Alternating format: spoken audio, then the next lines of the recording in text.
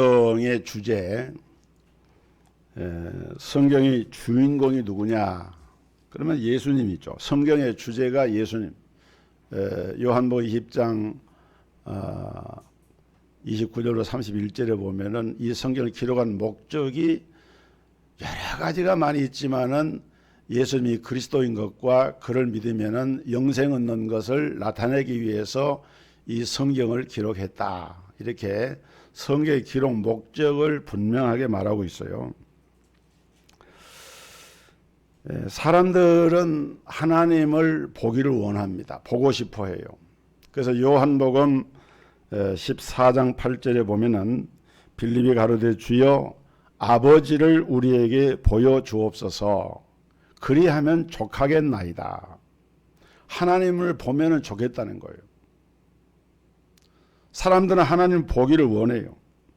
그러나 하나님은 사실 사람의 육안으로서 볼 수는 없습니다. 왜냐하면 하나님은 영이시기 때문에. 그러나 안 보인다고 해서 하나님이 안 계시느냐? 오늘 실증주의자들, 현대주의자들은 하나님이 안 보이기 때문에 안 계신다라고 얘기를 해요. 유명한 이야기를 하나 하겠습니다. 제2차 세계대전 후에 영국에서 하나님이 없다라고 하는 것을 증명하는 하나의 회의가 열렸어요. 그때 강사가 두 사람이 왔는데 한 사람은 천문학 박사였고 한 사람은 의학 박사였습니다. 먼저 천문학 박사가 강연을 시작하는데 이렇게 말했습니다. 얼마 전에 저는 세계에서 가장 성능이 좋은 고성능 망원경을 갖게 됐는데 이 망원경은 현재 우리가 발견한 가장 멀리 떨어져 있는 별도 볼 수가 있는 그야말로 고성능 망원경입니다.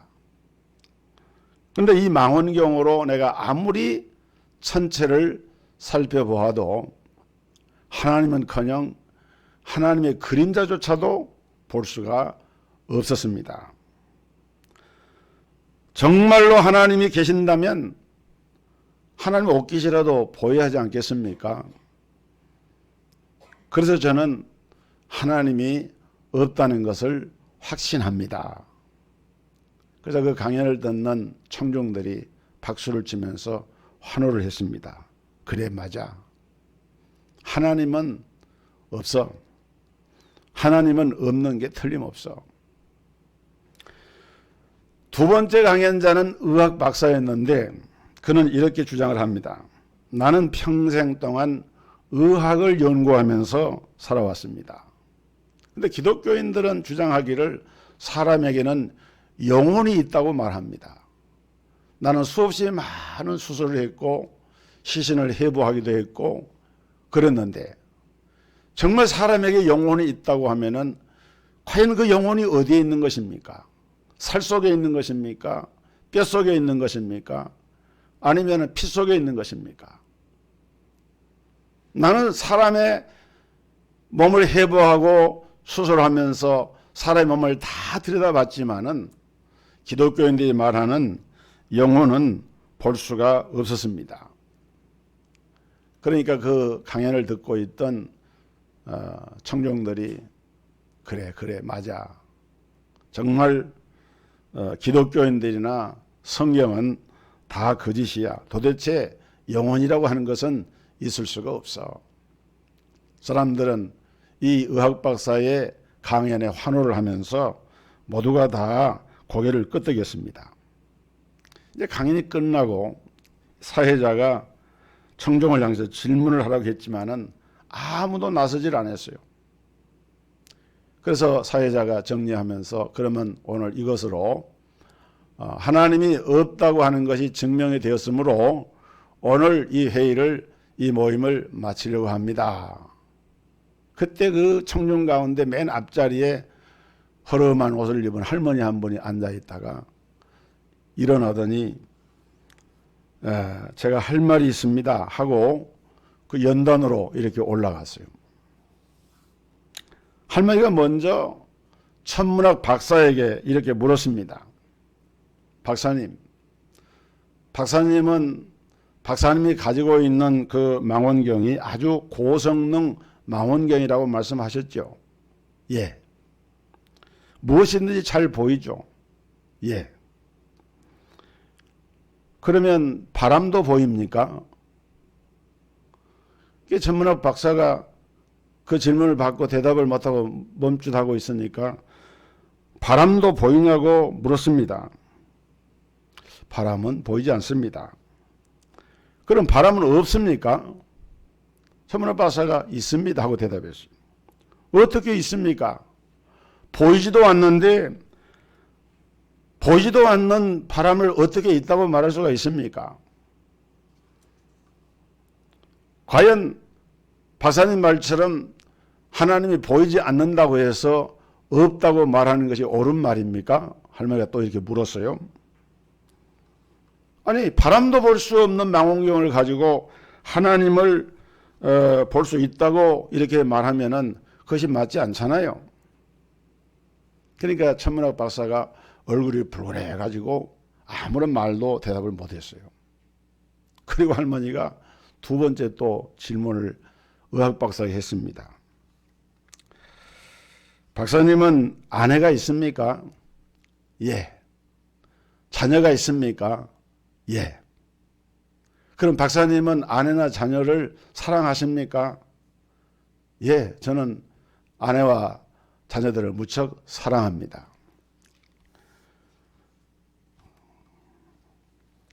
그래요. 그렇다면 여기 누가 좀 칼을 가져와 보세요.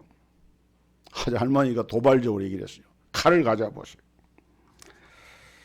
내가 박사님을 해부를 해가지고 아내와 자식을 사랑하는 그 사랑이 그 몸속에 어디에 들어있는 것인지 좀 보려고 합니다. 자식을 사랑한다고 하는 그 사랑이 박사님의 살 속에 들어있습니까? 아니면 박사님의 뼛속에 들어있습니까? 아니면 박사님의 피 속에 들어있습니까?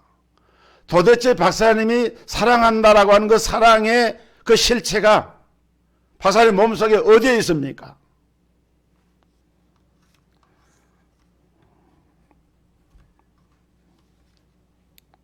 그래서 이 박사가 아무런 말도 하질 못하고 하나님이 없다는 것을 증명하기 위해서 모인 그날 회의는 오히려 하나님은 살아계시고 존재한다고 하는 그런 역설적인 결론을 얻고 폐해가 되었다고 하는 실제로 있었던 유명한 이야기입니다. 여러분 요한복음 1장 18절에 보면은 본래 하나님을 본 사람이 없으되 아버지 품속에 있는 독생하신 하나님이 나타내셨느니라 그랬어요. 본래 하나님은 볼 수가 없어요. 영이신 하나님을 볼 수가 없기 때문에 하나님이 우리 인간 구원을 위해서 보내신 하나님의 독생자 예수 그리스도가 독생하신 그 하나님이 그 그리스도를 통해서 하나님을 나타내 보여준 거예요. 빌립이 하나님을 보여주옵소서 그리하면 족하겠나이다 라고 했을 때 예수님은 요한복음 14장 9절로 10절에서 예수께서 가라사대 빌립아 내가 이렇게 오래 너희와 함께 있으되 네가 나를 알지 못하느냐 나를 본 자는 아버지를 보았거늘 어찌하여 아버지를 보이라 하느냐.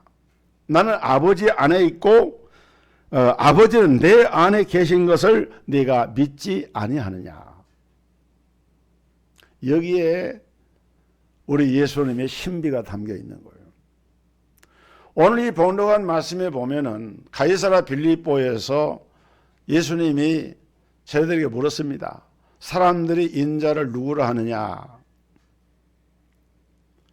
그때 어떤 제자가 말하기를 들어는 세례 요한이라 하고 들어는 엘리야를 하고 들어는 에레미야나 선지자 중에 하나라고 합니다. 그것이 세상 사람들이 말하는 예수님 관이었어요. 여러분, 세상 사람들은 예수님을 세례 요한처럼 생각을 합니다. 세례 요한 훌륭합니다. 정의의 사람이었어요. 헤롯을 향하여서 자기 목이 칼로 베어서 죽임을 당하면서도 바른 소리 했던 사람이 세례 요한이에요. 예수님도 그 성전에서 하나님의 성전을 더럽히는 장사치들을 향해서 막 채찍을 휘두르시면서 하나님의 만민의 기도하는 집을 장사꾼의 소굴로 만들지 말라 하면서 질책을 하시면서 말씀을 합니다. 바리새인이나 서기관들을 향해서 화 있을진저 외식하는 서기관과 바리새인들이요, 그 말씀하는 거 보면은 얼마나 독설에 가까운 그런 말씀을 하는 거예요. 정의의 말씀을 하시는 거예요. 그러나 여러분, 우리가 알아야 될 사실은 그렇다고 해서 예수님이 세례 요한이냐, 정의의 말을 하는 것도 필요합니다. 바른 소리 하는 사람도 필요해요, 우리 사회에. 그러나 예수님은 우리 사회에 바른 소리 하러 오신 분이 아니에요. 예수님은 세례 요한이 아니에요. 근데 세상 사람들은 예수님을 세례 요한이라고 얘기합니다. 또 어떤 이는 엘리야라고 얘기를 했습니다. 엘리야는 능력의 선지자였고 신비하게도 하늘의 천사의 그 병거를 타고 하늘로 올라가서 나중에 그 죽음조차 남기지 않은 그야말로 신비주의의 극을 달했던 선지자가 엘리야였어요. 여러분, 우리 예수님은 신비한 일을 많이 무리를 걸으시고, 예수님은 그 제자들 가운데 보통 인간으로서는 할 수 없는 많은 능력을 행하셨고, 그러니까 예수님이 어떻게 보면은 엘리야처럼 보여요. 능력의 선지자, 신비한 엘리야, 신비주의, 은사주의, 각종 은사와 능력을 행하시고 신비한 일을 행하시고, 아, 예수님은 엘리야가 오셨네 라고 생각할 만큼 그렇게 사람들은 받아들였던 거예요. 그러나 우리가 분명하게 알아야 할 것은 예수님은 엘리야가 아니에요. 또 어떤 이는 예수님을 에레미야라고 그랬습니다. 에레미야는 성경의 눈물의 선지자라고 불려집니다. 망해가는 자기 조국 유다 왕국을 향해서, 그 백성을 향해서, 예루살렘을 향해서 눈물로 호소를 하면서 감옥에 들어가고 매를 맞고 고통을 당하면서도 끝까지 사랑의 줄을 놓치지 않는 박애주의자였고, 그는 구제운동을 했고 그야말로 영성이 대단히 깊은 인물이었는데, 그래서 예수님을 얼핏 보면은 아, 저분은 정말 에레미야 같다, 사람들은 착각을 했어요. 여러분, 우리가 복음운동을 착각해가지고 사람을 많이 돕고 눈물을 많이 동정을 보이고 착하고 선한 일을 많이 하는 것으로, 그것이 복음운동의 본질인 것으로 생각해서는 안 됩니다. 그러한 면들이 있죠. 그러나 그것이 복음의 본질은 아니에요. 그렇기 때문에 예수님은 에레미야도 아닌 거예요. 또 에레미야나 선지자 중에 하나라 하나이다 그랬는데, 그 선지자들은 바로 종교 지도자들을 가리키고 있어요. 예수님은 분명히 외형적으로 보면은 하나의 종교의 창시자였고 종교 지도자였지만은, 그래서 사람들은 세계 4대 종교 중에 하나인 기독교의 교주라고 하고 예수 그리스도를 거기다가 이름을 갖다 붙여놓지만은, 예수님은 종교 지도자가 아니에요. 예수님을 그냥 종교 지도자라고 착각을 하게 되면은 거기서부터 사실은 이 잘못된 종교로 인해서 오히려 복음이 가려지는 거예요. 그래서 예수님이 이런 대답을 들으시고 하신 말씀이, 그러면 너희는 나를 누구라 하느냐 이렇게 물으셨어요. 너희는 나를 누구라 하느냐. 그때 베드로가 주는 그리스도시요 살아계신 하나님의 아들이시리이다 하고 대답을 합니다. 주는 그리스도십니다. 이런 그리스도를 설명했죠. 세 가지 직분. 원래 그리스도스라고 하는 말은 구약의 히브리 말로는 메시아라고 하는 말에서 온 것인데, 메시아라고 하는 말이 기름 부음을 받은 자라는 뜻입니다. 그리고 크리스토스라고 하는 말도 역시 헬라 말인데 기름 부음을 받은 자란 말이에요. 구약시대 왕과 제사장과 선지자들을 임직에서 세울 때는 반드시 그 직분을 세울 때 기름을 부어서 성별하는 예식을 거행했는데, 그런 의미에서 예수님은 그리스도로 이 땅에 오셨는데 그 그리스도의 행하신 3대 직분이 참된 왕과 참된 선지자와 참된 제사장이다. 그래서 참된 왕으로 오신 예수님은 무슨 일을 하시느냐? 세상 임금을 자처하는 마귀의 일을 멸하러 오신 거예요. 창세기 3장 15절에 여자의 후손이 뱀의 머리를 상하게 할 것이라고 예언된 말씀처럼 예수님은 십자가상에서 내가 다 이뤘다 말씀하시면서 마귀의 일을 멸하신 것입니다. 히브리서 2장 14절로 15절에 그도 또한 같은 모양으로 혈과 육을 함께 지니심은 사망을 통하여 사망의 세력을 잡은 자 곧 마귀를 멸하시고 또 죽기를 무서워함으로 일평생 매어 종로를 하는 모든 자들을 놓아주려 하심이니. 마귀 사탄에게 매이는 자들을 놓아주는 일을 위해서 예수님이 오신 거예요. 또 예수는 참된 제사장으로서 우리의 죄를 대속을 하셨는데 로마서 6장 23절에 보면은 죄의 삭선 사망이요 그랬습니다. 히브리 9장 22절에 피 흘림이 없은즉 죄 사함이 없느니라. 절대로 죄를 사함받기 위해서는 피 흘림이 있어야 되는데 그 피 흘림의 주체가 부정한 피, 아담과 하와 이래로 인생의 모든 죄 아래 있는 인생의 그 피는 우리의 죄를 속할 수가 없어요. 그래서 히브리서 9장 11절에 보니까 그리스도께서 장래 좋은 일의 대제사장으로 오사 손으로 짓지 아니한 것 곧 이 창조에 속하지 아니한 더 크고 온전한 장막으로 말미암아 염소와 송아지의 피로 아니하고 오직 자기의 피로 영원한 속죄를 이루사 단번에 성소에 들어가셨느니라. 예수님이 단번에 영원한 속죄를 위해서 예수님이 대제사장으로 제물로 들어지셨다. 그래서 로마서 8장 2절에 보면은 그리스도 예수 안에 있는 생명의 법이 죄와 사망의 법에서 온전히 너를 해방하였습니다. 이제는 더 이상 죄 아래 있지 않는 존재로 오늘 하나님의 자녀를 새롭게 하셨다고 선포를 하고 있는 거예요. 또 예수님은 참된 선지자가 되셔가지고 하나님을 만나는 길을 여셨어요.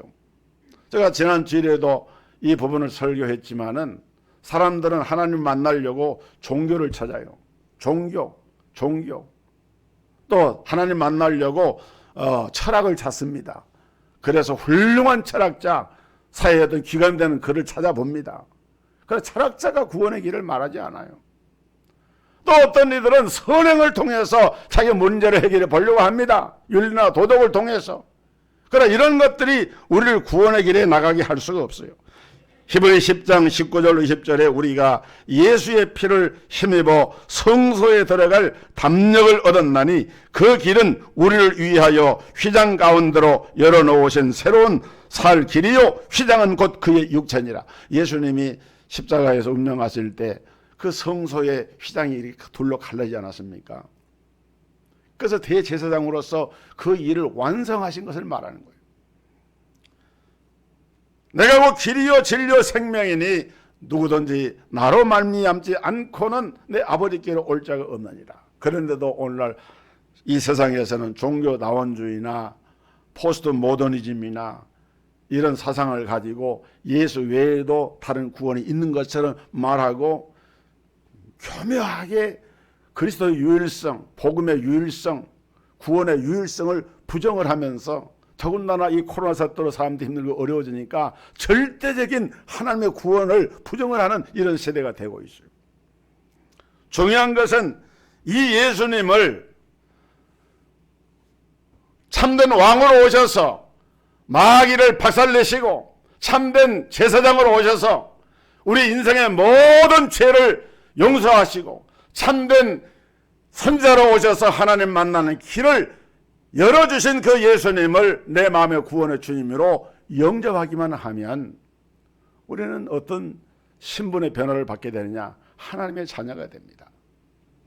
여러분, 주는 그리스도시요 살아계신 하나님의 아들이시니이다 라고 베드로가 고백한 이 고백처럼 우선 내가 예수가 그리스도임을 알아야 됩니다.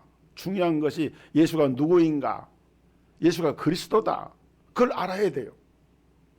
그리고 알 뿐만 아니라 예수 그리스도를 믿어야 됩니다. 하나님이 세상을 이처럼 사랑하사 독생자를 주셨으니 이는 누구든지 저를 믿는 자마다 멸망치 않고 영생을 얻게 하려 하시오. 알고 믿는 거예요. 그리고 이 믿음은 동시에 그 믿는다고 하는 말은 예수님을 내 마음에 영접한 것을 말합니다. 볼지어다 내가 문 밖에 서서 문을 두드리노니 그러므로 내 음성을 듣고 문을 열면 내가 그에게로 들어가 그로 더불어 먹고 그는 나로 더불어 먹으리라 말씀한 것처럼 예수님을 내 마음속에 주인으로 영접을 하고 그리고 예수 그리스도를 이제 입으로 시인을 합니다. 로마서 10장 9절 10절에 내가 만일 내 입으로 예수를 주로 시인하며 또 하나님께서 그를 죽은 자 가운데서 살리신 것을 내 마음에 믿으면 구원을 얻으리니 사람이 마음으로 믿어 의에 이르고 입으로 시인하여 구원에 이르느니라 그랬어요. 그렇게 해서 예수님을 입으로 시인한 사람들은 예수 복음의 증인이 됩니다. 그래서 그리스도의 증인으로서 오직 성령이 너희에게 임하시면 너희가 권능을 받고 예루살렘과 온 유대와 사마리아와 땅끝까지 이런 내 증인이 되리라 말씀한 대로 오늘 이 구원의 길을 우리가 다른 사람들에게 이것을 가르쳐 줘야 돼요. 전파해 줘야 돼요. 자, 이렇게 예수 그리스도를 구원의 주님으로 온전히 영접한 자에게 주시는 3대 축복이 오늘 본문에 나왔는데 첫째는 교회에 대한 복입니다. 뭐라고 말씀했느냐? 본문 18절에 보니까 내가 이 반석 위에 내 교회를 세우겠다. 반석 위에 교회를 세우겠다. 이 반석은 베드로가 신앙을 고백한 이 신앙 고백의 반석을 말하는 거예요. 그리고 이 반석은 우리 교회를 유형교회와 무형교회, 조직교회와 비조직교회를 구분하고 있는데 우리가 보통 교회라 그러면 건물을 생각하기 쉽잖아요. 성경이 말하는 교회는 예수 그리스도를 영접한 우리 성도들 한 사람 한 사람이 다 교회고 이들이 모인 것이 교회인 거예요. 모임입니다. 그런데 이 교회는 누가 세웠어요? 예수님 말씀 분명하잖아. 내가 이 반석에 내 교회를 세운다. 예수님이 세우신 거예요. 여러분 지금 한국 교회가 코로나로 굉장히 위기를 겪고 있고 실제적으로 교회들이 문을 닫는 교회도 어려운 개척교회들이 예배를 못 드려 결국은 교회 문을 닫는 교회가 속출하고 있는데 우리가 그런 위기의식을 느끼곤 해야 되지만은 그러나 우리가 한 가지 고백을 해야 돼요. 왜냐하면은 교회라고 하는 것을 세우신 분이 하나님이신데 주님이신데 교회는 불멸성을 가지고 있는 거예요. 교회는 망할래야 망할 수가 없는 거예요. 유형적으로 어떤 특정한 교회가 문을 닫을 수는 있죠. 그러나 하나님이 택한 성도 하나님의 구원의 백성은 끝까지 하나님의 그 구원을 완성을 하시고 책임을 지시는 거예요. 너희가 세상에서 환난을 당하고 여러 가지 시험을 당하나 라고 말하죠. 그러나 환난과 시험을 당해도 오히려 참된 믿음을 가진 성도들은 그 환난과 시험 속에서 자기의 믿음이 더 빛을 발합니다. 더 하나님께 가까이 나아갑니다. 그것이 믿음인 거예요. 그렇기 때문에 교회의 불멸성을 예수님이 말씀을 했고 또 한 가지는 사단과 지옥과 사망과 이 심판의 권세를 이기는 능력을 말씀했는데 뭐라고 얘기했습니까? 음부의 권세가 이기지 못하려 그랬어요. 내가 이 반석에 내 교회를 세우리. 그 다음에 따라오는 말씀이 뭐예요? 음부의 권세가 이기지 못하려. 음부가 뭡니까? 하데스, 어두움, 지옥을 말하는 것인데 사람이 심판받고 아까 말한 지옥에 들어가잖아요. 그것이 바로 마귀 역사고 마귀 결과로 죄를 짓고 그 결과로 지옥에 들어가는 것. 이것은 피할 수가 없는 인간의 운명인데 예수를 영접하는 순간에 음부의 권세, 사망 권세, 지옥의 권세 다 이것을 이기는 권세가 우리 믿는 성도들에게 주어져 있다라고 하는 것을 선포한 거예요.